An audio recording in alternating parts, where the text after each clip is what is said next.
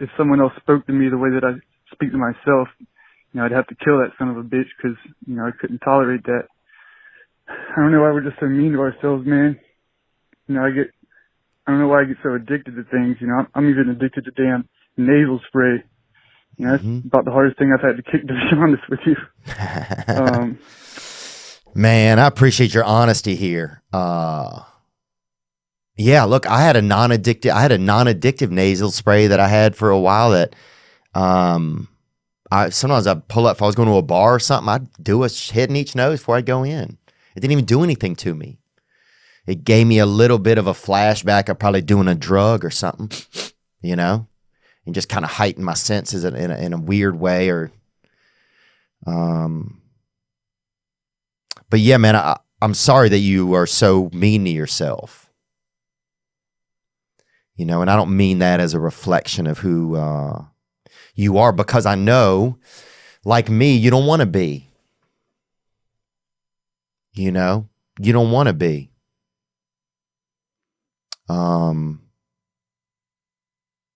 But if you're like us, you have some of this that we have, this ism, this alcoholism, this uncomfort. It's really an uncomfort that just lives in us. Yeah, you're probably going to be real hard on yourself. I think I was always extremely hard on people. That's the number one note people have given me.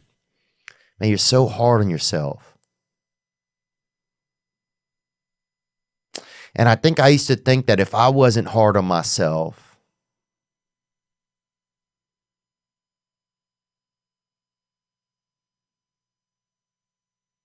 then nobody was, let me think about this. If I wasn't hard on myself, because when I was young, nobody was anything on me, And so I thought maybe if I was hard on myself, or maybe if I was perfect. I used to think, I realized this the other day. I used to think that, I expected myself to be perfect. So then I would never was, because it's impossible. So then, therefore, I'm so hard on myself, because I thought that I wasn't cared for as a child. And I'm not trying to self-pity. I'm just looking at what was a part of my life that I wasn't cared for as a child. So therefore, I took it on myself. Oh, if I was better, if I was perfect, then I would be loved. I'm not perfect enough. I'm not good enough. I'm not good enough for my mother to see me. I'm not good enough for my father to stay alive. I had this epiphany not long ago that I thought that if I was better, if I was perfect, if I did everything right as a kid, I thought this. I didn't know until just recently that I thought it, but it came up. That if I did everything right, that my father would stay alive. That's what I thought for some reason as a kid.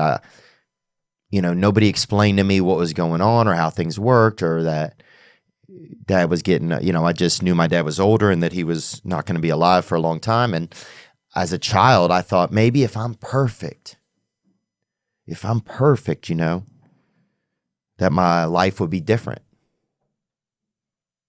and more specifically that my dad would stay alive. I thought that. I don't know how I came up with that or what made me think that as a kid. But at least then it gave me some control over what was going to happen. Because now it's something, it's up to me, Even though it's not realistic, it's impossible for that to come to fruition, but it's up to me then. So that's why I think I was so hard on myself a lot of times, I think, because then at least it puts it on me. Which was the only thing that I felt I could try and rely on anyway, because I didn't feel comfortable in the world. And that's not some down. I'm not trying to downer anybody, but I thought about that. Let's hear more, brother. Thanks for the call. Yeah, that's enough bitching for me, man. I just wanted to tell you thanks and that you want to learn, man. There's a ton of days where your podcast was the only time I smiled that day. So keep doing the Lord's work, man. Take care of yourself. Gang. Thanks, bro. You too, man. You know, I'm proud of you, dude. It's hard. You know, I'm proud of you. I'm proud of you because I know how hard it is to take care of ourselves. You know, I know how hard it is to take care of ourselves. I know that for me, I never wanted to take care of myself because if I took care of myself, then I was doing somebody else's job. Instead, I just always wanted to show you how much I was hurting, you know? And so starting to take care of myself was doing the opposite of that. And it was the opposite of the whole thing that I like, oh, you're going to see, when you look at me, you're going to see how much I hurt, you know? And starting to take care of myself is a total opposite of that. So I hear that in you today, and I'm thankful for that, man.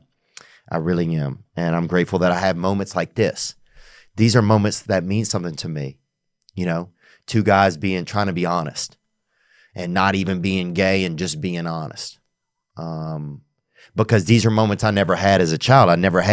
There was never any peace in my house. There was never a chance for anybody even to listen or to be heard.